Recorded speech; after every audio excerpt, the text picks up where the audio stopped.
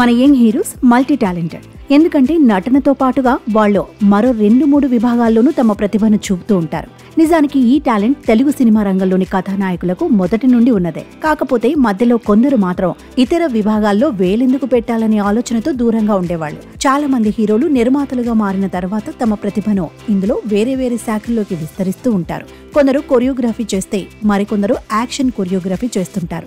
ఇంకొందరు హీరోలైతే ఎడిటింగ్ మీద గ్రిప్ సంపాదించుకుని తమ సినిమాల ఎడిటింగ్ సమయంలో పక్కనే కూర్చొని సజెషన్స్ ఇస్తుంటారు.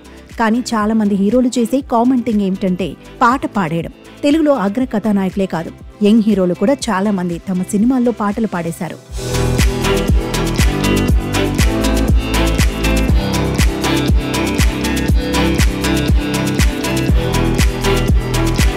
విశేషం ఏమంటే ఇప్పటి యంగ్ హీరోస్ పాటలు పాడటం కాదు, పాటలు రాయడం కూడా చేస్తున్నారు. నిన్నటికి నిన్న మాస్కా దాస్ విశ్వక్సేన్ తన తాజా చిత్రం లైలా మూవీలోని సోను మోడల్ అనే పాటను రాసేశాడు. దీనిని హీరో ఇంట్రొడక్షన్ సాంగ్ అనుకోవచ్చు.